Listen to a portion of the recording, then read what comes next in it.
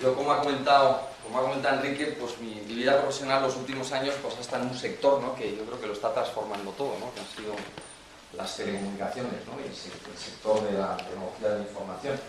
Y he estado 25 años en muchos campos, ¿no?, desde lo que ha sido el arranque de British Telecom aquí en España, cuando estábamos 8 personas, el de France Telecom, que hoy es Orange, también estuve 23 años con el director comercial de marketing, cuando empezamos 3 personas también. Y los últimos 17 en Telefónica, siempre arrancando cosas y lanzando cosas, ¿no?, desde lo que fue la fundación, yo como primer consejero delegado, fundador y consejero delegado de Terra, que fue un negocio de internet que se lanzó en aquel momento, estuve ahí hasta la salida a bolsa, luego estuve como director general de estrategia de todo lo que fue el lanzamiento de la ADSL en España, en los últimos 7 años, pues en lo que fue el desarrollo internacional, Telefónica Internacional como director general comercial, donde pasamos pues de esos 30 millones de clientes que había a 220, ¿no?, en 7 años, y de 5 países pues a 19. Esto liderado desde José María Payete, que es el consejero del grupo, ¿no?, y donde pues, pude vivir también una época pues, de mucho crecimiento, de conocer a mucha gente, otros países, y la verdad es que es muy interesante, ¿no?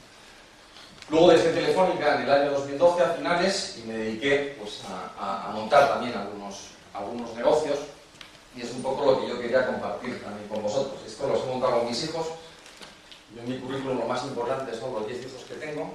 El mayor tiene 24 años y la pequeña tiene 7. Entre medias hay un montón de adolescentes que sabéis que es esa etapa de la vida donde los padres están insoportables, pues bueno, de esos tengo unos cuantos. El problema es que se van acumulando y ninguno sale, es broma. Al final, gracias a Dios, que acaban saliendo.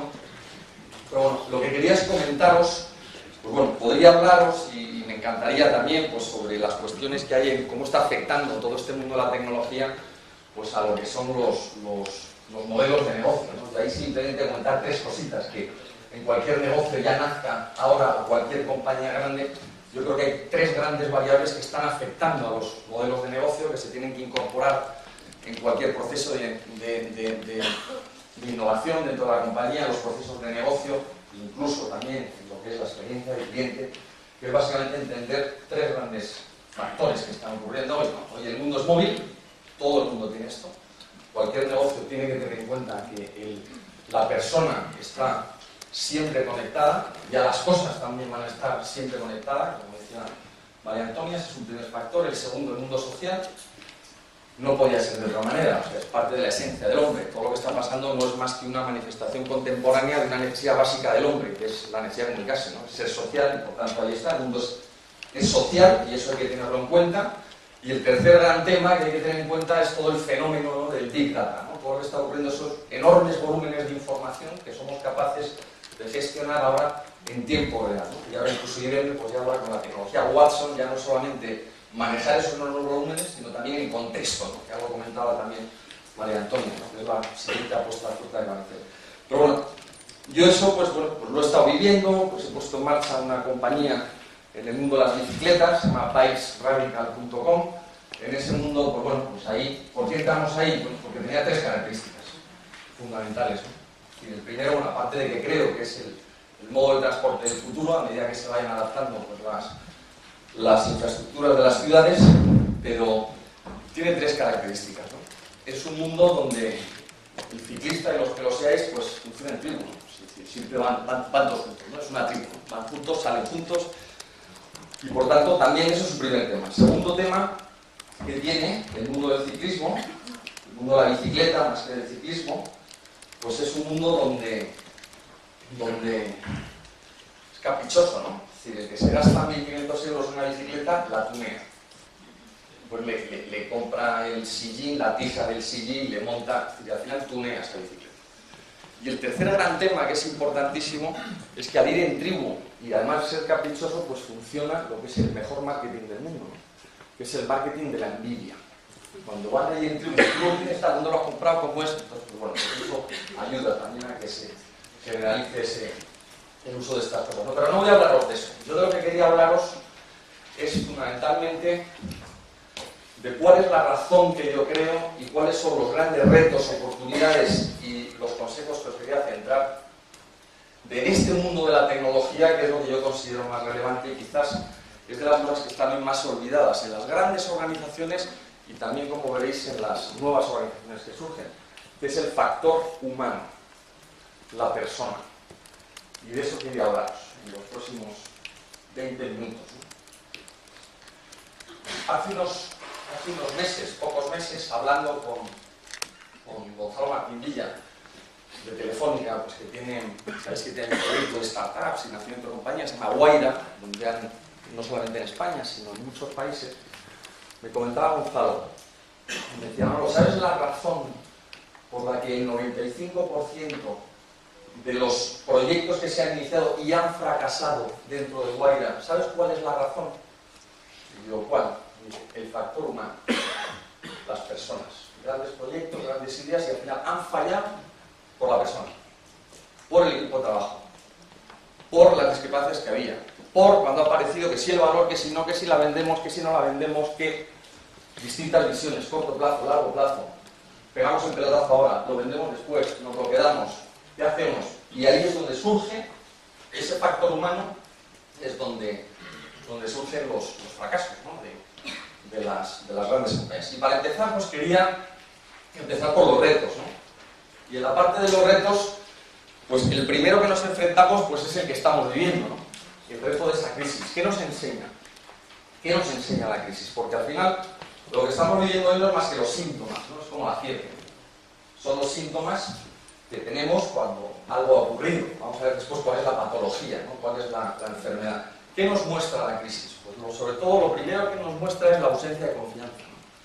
La ausencia de confianza pues entre jefe y subordinado, la ausencia de confianza entre organización y empleado, entre empleado y cliente, entre profesor y alumno, entre padres e hijos, mercado-país, político-ciudadano, entrenador-jugador, etc. Y es cuando más clamamos, ¿no? Pues ese liderazgo, esa capacidad de influir, porque notamos que no hay esa capacidad, no hay nadie que sea capaz de liderar, de influir ante una situación para sacarnos, ¿no? De esa situación en la que estamos. Pero si vamos a la patología, ¿dónde está? Pues ahí lo tenéis, ¿no? En los valores. Los valores es donde el origen, ¿no? La patología de la fiebre. ¿Qué es lo que está ocurriendo? Esa cultura que yo llamo del yo y el ya. La cultura de la inmediatez, el cortoplacismo, la cultura del individualismo y del egoísmo. Es lo que está llevando a grandes compañías y a pequeñas compañías al fracaso y en muchas ocasiones hasta desaparecer, ¿no? De hecho, nos hemos olvidado de los intangibles y nos hemos centrado exclusivamente en los tangibles. Nos hemos centrado en las cuentas de resultados, nos hemos centrado en el reloj, nos hemos centrado en el corto plazo, nos hemos centrado en la supervivencia, en los beneficios inmediatos. Y cuando le preguntaban a Peter Drucker cuál es la relación entre beneficio y sostenibilidad de la empresa, pues respondía que es la misma que existe entre respirar y vivir. Necesitamos respirar para vivir, pero no vivimos para respirar. Y por tanto, a esos beneficios, a esos resultados, hay que añadirle algo. Tenemos que entender cuál es el valor de los intangibles, cuál es el valor de la confianza, cuál es el valor del liderazgo, del futuro, de la ética, de la satisfacción. Y ante la crisis nos encontramos, como dice los chines, ¿no? Crisis se escribe con dos símbolos, como bien sabe María Antonia, ¿no? Que es Wei y Jing, que es amenaza y oportunidad. Y ante una crisis tenemos esas dos actitudes. Una actitud de bloqueo, de reactividad, de pasividad, o una actitud de cambio, ¿no? De proactividad y de correctividad. Y como decía el proverbio chino, pues cuando llega la noche más vale encender una cerilla que maldecir la oscuridad. Por lo tanto, menos gestionar la crisis, menos jugar a no perder y más liderar el cambio, más jugar a ganar. Y nos encontraremos 1000 razones para no realizar ese cambio. Las podemos resumir en tres grandes razones. No quiero, no sé y no puedo. Pero hay una sola razón y es porque debo. Y no son, ya lo decía Darwin, no son las especies, no son las organizaciones más fuertes las que sobreviven, ni las más inteligentes, sino las que mejor se adaptan al cambio. Y todo cambio efectivamente constituye un riesgo, pero crear futuro es mucho menos arriesgado que defender el pasado, como nos decía Peter Drucker. Y ya el ex consejero delegado, Jack Welch, de General Electric, decía que si el ritmo del cambio en el interior de una organización es inferior al cambio, al ritmo del cambio en el entorno, estoy convencido que el final de la empresa está a la vista. La pregunta que queda por responder es ¿cuándo será el momento? ¿Cuántos tenéis un novio?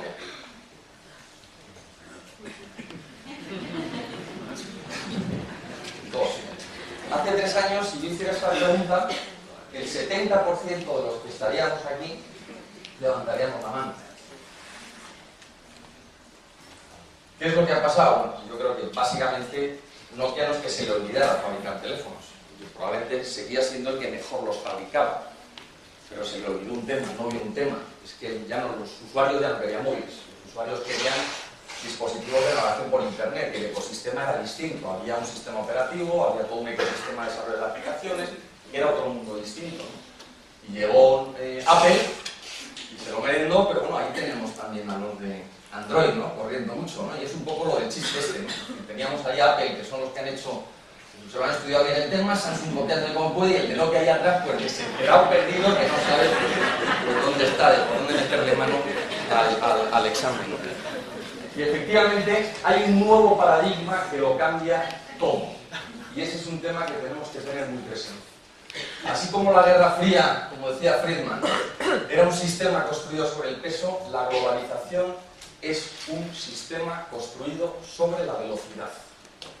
Antes el grande se comía al pequeño, hoy el rápido se come al lento.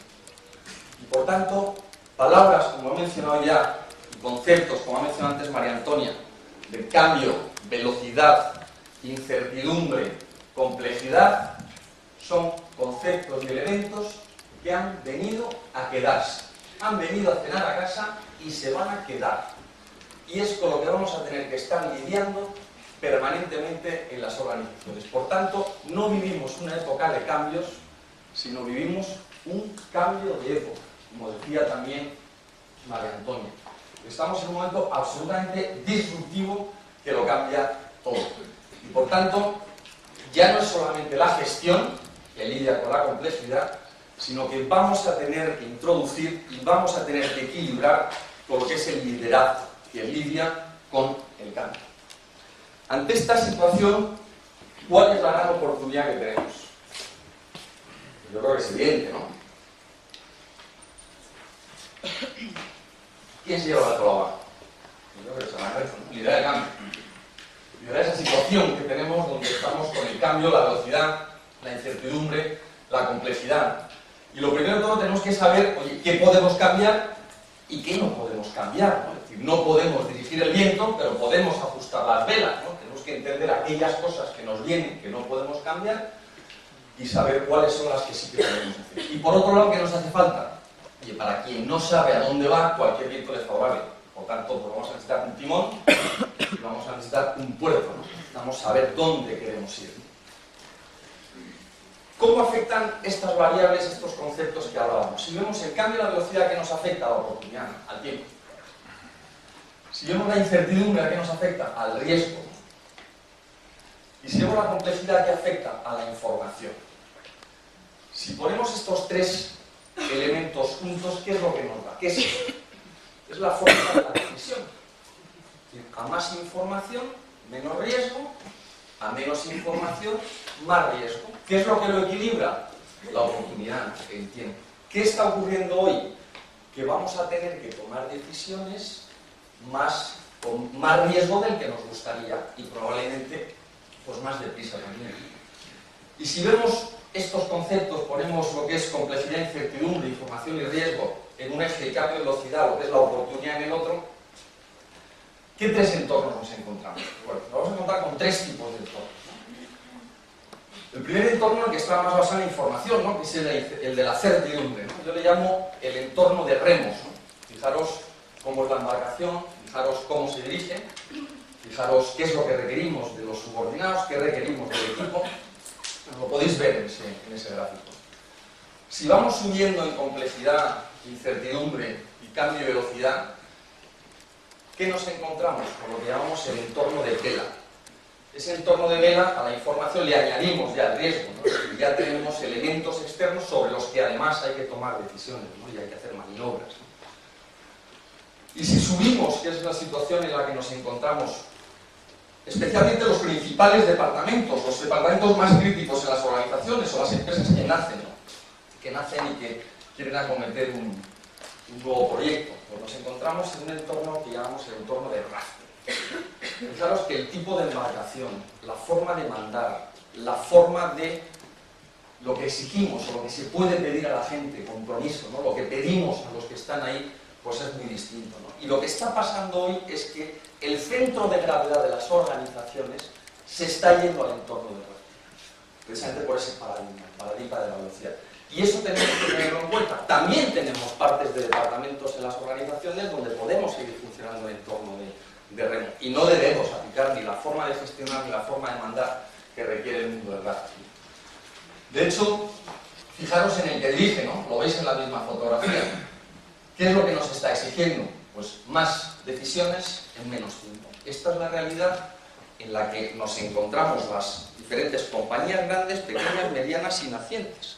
Compañías grandes que pueden llegar a desaparecer porque no entienden esto, y compañías pequeñas pues que se quedan también en el camino. Y nos va a exigir un cambio de mentalidad fuerte, ¿no? Un cambio que va más de esa dirección que reflejo ahí en lo que es el director de orquesta, ¿no? Más basada en lo que es el enfoque hacia el control, ¿no? El enfoque hacia el control de la ejecución, a una más líder de banda de jazz, ¿no? Es decir, más enfocada a lo que es la responsabilidad de los resultados, ¿no? Y por tanto, pues hay que meterle pues, más dosis de iniciativa, más dosis de compromiso, más dosis de responsabilidad, más dosis de delegación, más dosis de confianza, más dosis de empowerment, ¿no? A la hora de dirigir y a la hora de mandar equipos, ¿no?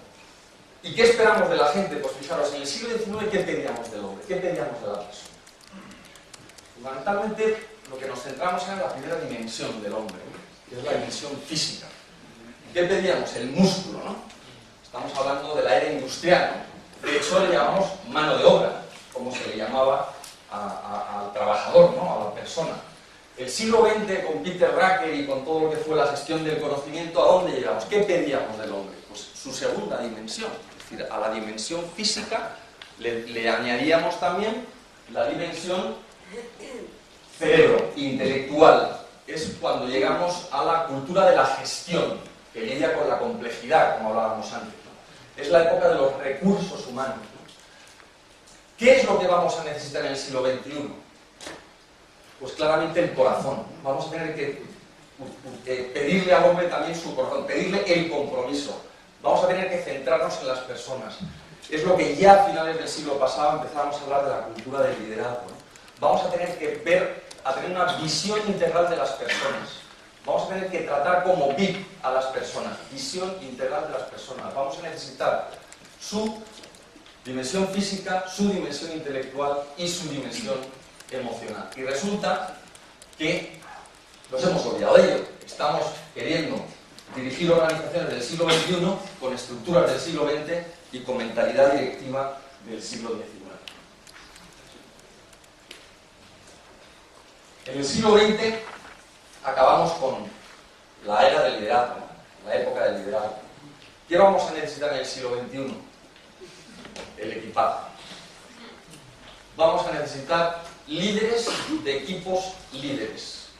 En ese mundo donde la decisión, que es al final sobre lo que pivota tanto la persona, el directivo, como las organizaciones, donde se ha llevado fundamentalmente, como habéis visto, al tema de la oportunidad en el rafting, la forma de equilibrar, la forma de maximizar esa decisión, ¿dónde va a estar? Donde esté más cerca del problema. Y eso lo van a poder liderar los equipos. Equipos que tengamos alrededor de toda la organización con líderes y equipos líderes. Por lo tanto, ya el liderazgo aquel de estructuras piramidales que teníamos no nos vale. Ya no es la estrategia y la táctica debajo. Es estrategia y táctico en todas las posiciones, en todos los equipos de trabajo que tengamos dentro de una organización. ¿Y qué requisitos tiene el equipaje?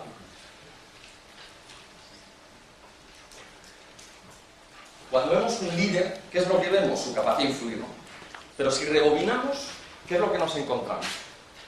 La confianza, ¿no? Detrás de esa capacidad de influir lo que hay es confianza. Y detrás de esa confianza, ¿qué es lo que hay? Integridad. esa integridad que vía ejemplaridad nos permite generar confianza, que da credibilidad y por lo tanto permite influir. ¿De qué líderes hablamos? De toda aquella persona que necesita alcanzar una meta común a través de otras personas.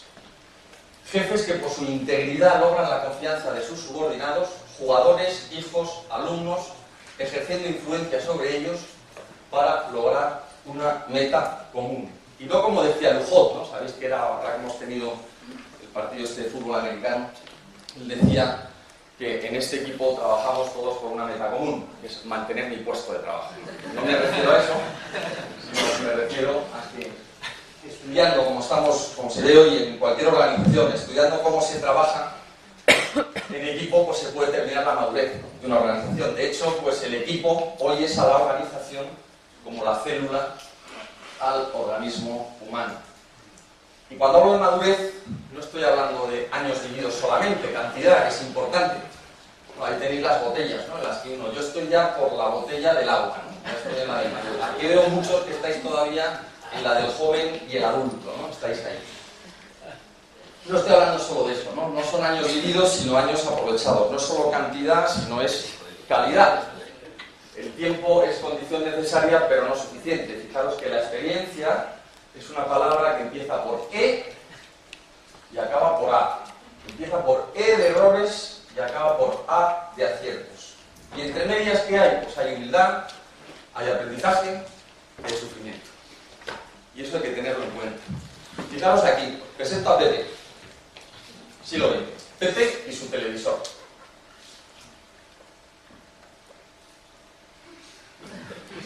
Siglo XXI. Pepe y su televisor. Nos hemos centrado en los medios y nos hemos olvidado de las personas. Tenemos que volver a poner a Pepe en forma. En las grandes organizaciones y en cualquier tipo de organización. Ya nazca, ya sea pequeña, ya sea mediana, ya sea una startup, ya sea mundo digital. El mundo digital afecta a todos. O sea, no es, afecta a todos, como estábamos viendo. No es el gran paradigma. Lo que ha traído ese cambio, lo que es la velocidad a la que suceden esos cambios, porque el cambio ha existido siempre, lo contaba Mariana Antonia. Estamos viendo lo que antes eran 300 años, pues ahora pues son 300 días, ¿no? ¿Qué pasa? Y por tanto, pues como decía ya John Cotton, ¿no? La mayoría de las organizaciones tienen exceso de gestión y escasez de liderazgo. Tenemos que equilibrar la gestión con el liderazgo. Tenemos que volver a poner a las personas en el centro de las organizaciones. Y nos decía Warren Buffett, ¿no? Cuando contrato gente busco 3 cualidades: integridad, inteligencia y energía. Si no tiene la primera, las otras 2 te matarán. Y al final, ¿esto la madurez qué es? Pues bueno, la madurez yo os voy a contar con mi experiencia como padre, ¿no? Yo cuando tuve mi primer hijo, pues me entregaron, pues eso, un chaval, un mono, trozo de carne con ojos, que gracias a Dios se parecía a su madre. ¿Y cuál era la relación que tenía este chaval, el yo y el tú, ¿no? Pues era una relación de recibir, es decir, de recibir ya, ¿no? O sea, yo lloro y oye, pues me ha enviado, ¿no? Y era, después la ventaja que tenía es que era como un elfo, ¿no? Porque tenía 1 añito, 2 añitos, llegabas a casa y a 2 besos, y una maravilla, ¿no? De repente ese elfo, pues hay un momento que se transforma en un orco, ¿no? No sé muy bien cómo, pero al cabo de unos años se transforma en un orco. Y llega la etapa esa de la adolescencia, ¿no? Por la que todos tienen que pasar y además es necesario pasar, ¿no? Esa reafirmación del yo, ¿no? Donde digo, oye, aquí estoy yo, en la vida, ¿no? Y uno quiere, pues, expresar, pues, cómo.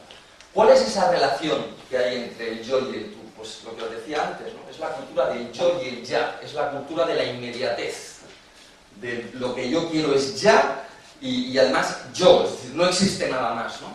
Fijaros que el mundo de la tecnología, de las telecomunicaciones, si no se usa bien, a lo que llevas a eso, ¿no? Lo fomenta, es muy fácil caer en eso, en ese individualismo, en ese cortoplacismo, en esa cultura de la inmediatez. A medida que uno va madurando, ¿dónde tiene que llegar? Pues a lo que sería la etapa de la interdependencia, ¿no? Dependencia, independencia, interdependencia. ¿Cómo es esa relación entre el yo y el tú? Es cuando uno descubre que en él nosotros hay sinergias, ¿no? Hay sinergias. Cuando descubre una relación que es el básico para poder trabajar en equipo, ¿no? Cuando uno descubre que entre 2, 1 más 1 es más que 2. Y resulta que hay sinergias positivas y La última etapa donde uno debe llegar en su vida es el de la trascendencia, donde se vuelve al revés, donde la relación entre el yo y el tú, que al principio era del recibir, ahora es de dar, ¿no? Es de servicio. Esa es la cultura del líder, ¿no? Es decir, es la cultura del que está al servicio de los demás en el equipo. El gran problema que tenemos hoy en las organizaciones, grandes, pequeñas y medianas, es que nos hemos quedado abajo. Dependencia e independencia. El trabajo en equipo, el liderazgo, el equipazgo requiere como mínimo la interdependencia para participar en un equipo y como mínimo la trascendencia para poder liderarlos. La cultura de servicio. Ya decía Einstein, ¿no? Comienza a manifestarse la madurez personal cuando sentimos que nuestra preocupación es mayor por los demás que por nosotros mismos, ¿no? Madurez igual a servicio. Si lo llevamos al mundo profesional, pues comienza a manifestarse la madurez profesional cuando sentimos que nuestra preocupación es mayor por la meta común que por nuestros propios intereses. Madurez igual a compromiso. Compromiso con la meta común. Por tanto, hay que equilibrar. Hay que equilibrar. Tenemos que equilibrar lo tangible, como decíamos al principio, estos enormes currículums, másteres, carreras que todos tenemos, y que nuestros jóvenes todavía yo creo están más preparados que nunca. Tenemos que equilibrarlo con lo intangible. Tenemos que equilibrarlo con colaboración, con compromiso, con sinergia, con el factor humano. El equipazgo básicamente lo que nos dice es esto, ¿no? Como decía Max Salgotsky, ¿no? Dice, su equipo es más crítico que usted para el éxito de su organización. Y es lo primero que hay que tener claro. Por lo tanto, requiere también cierta humildad por parte del líder de esos equipos. Y ya para terminar, pues qué consejos os doy en este entorno, ¿no? De retos y oportunidades que tenemos. Pues ante este entorno de cambio, lo primero, menos reloj, menos resultadismo y corto plazo, más brújula, más visión, más largo plazo, más sostenibilidad. Yo tuve la suerte de cuando entré en el año, entonces el presidente era Juan Villalonga, me hizo miembro del comité ejecutivo de Telefónica en el año 98, que fue cuando estuve como consejero delegado fundador de Terra. Llegué en un año donde se estaban celebrando los 75 años de vida de Telefónica, creo que eran, y se hicieron muchos eventos, ¿no? Muchos eventos donde gente que había venido, que había trabajado en la compañía durante 30, 35, 40 años, la historia de cómo comenzó, quiénes estuvieron, quiénes fueron los grandes. Pues fue un año lleno de todo este tipo de cuestiones que a mí me vino muy bien. Me vino muy bien, ¿por qué? Porque a mí me hizo reflexionar, ¿no? En aquel momento decir, oye, yo cualquier decisión, en una posición como la que tengo, en un comité ejecutivo como el del grupo, cualquier decisión que yo tenga que tomar, la tengo que pasar por ver cómo influye en los próximos 75 años de vida de esta compañía. Tengo que mirar hacia la sostenibilidad también y tengo que ver cómo va a impactar y cómo va a influir.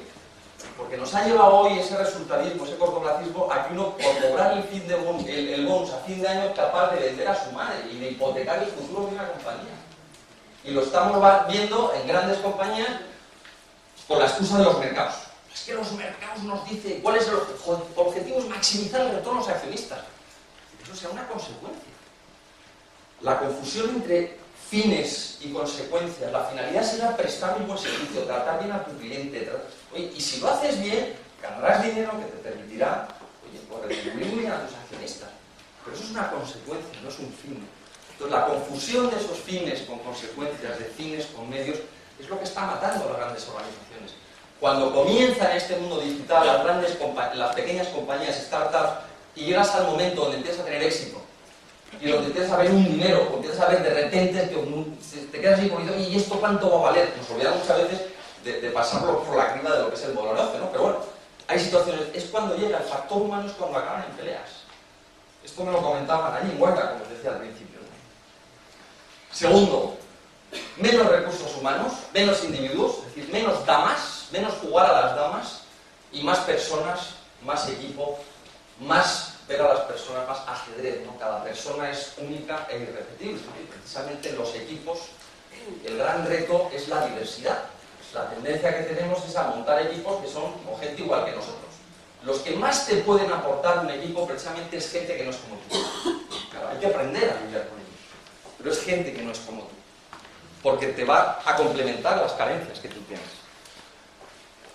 Y menos gestión, que no estoy diciendo que no, pero menos foco exclusivo en la gestión, que lidia con la complejidad, y más liderazgo que gestiona con las personas, ¿no? Que gestiona con el cambio. Fijaros que al final el factor humano es equilibrio. El gran problema que hemos tenido, y de ahí donde nos ha llevado, es que hemos desequilibrado completamente. Nos hemos olvidado completamente de lo intangible, nos hemos olvidado de las personas y nos hemos centrado exclusivamente en lo que era la gestión y de recursos. Y fijaros que cuando High Group pues, hace el análisis, ¿no?, de cuáles son las compañías más árbidas del mundo, al final pues veía que eran 4 grandes ingredientes, ¿no?, los que parece que han sido el secreto del éxito. Fijaros que si los agrupamos de dos en dos, nos encontramos con que los 2 primeros, que es de excelencia estratégica, estructuras y procesos que mantienen los resultados con el paso del tiempo, estamos hablando de meta común y largo plazo, y alcanzan el éxito a través de las personas y valoran el liderazgo y el talento. Personas y liderazgo. Se trata de equilibrar. Y dices, oye, y estas son... Dices, es que además son las que más ganan. Si después nos vamos a ver cuál es la creación bursátil de estas compañías, pues encima resulta que son las que más ganan. O sea, que el hecho de apostar por el largo plazo, por la sostenibilidad, por las personas y por el liderazgo, pues no significa que esté. Sí que es una renuncia en el corto plazo para la sostenibilidad, porque te pones límites. Al final la ética que es el ponerme límites. Yo quiero vender mucho, pero sin engañar a mis clientes, sí, te pone esos límites, pero te da la sostenibilidad, te lo repite en el tiempo. Y ya para terminar, pues, mi consejo, ¿no? Que evolucionemos en las grandes compañías, en las pequeñas, en las medianas, en las que nacen de esa cultura del yo y el ya, a la que el entorno nos lleva y en la que estamos, ¿no?, de la cultura de la inmediatez, del individualismo, que evolucionemos hacia la cultura de la meta común y de la sostenibilidad, del largo plazo y del nosotros, ¿no? Del reloj a la brújula, que no significa eliminar la otra, es mantener el reloj pero añadirle la brújula, equilibrar, ¿no? Y para eso, pues el equipado. El equipado que nos va a ayudar a recorrer el camino inverso, ¿no?, que nos ha llevado a la crisis. Nos va a ayudar a que desde la integridad, por la vía de la ejemplaridad, generaremos la confianza necesaria que nos dé credibilidad y que nos permita influir.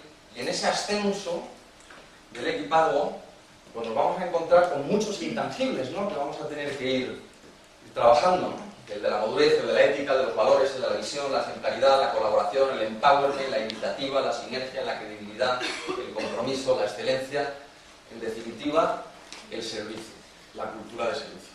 Muchas gracias.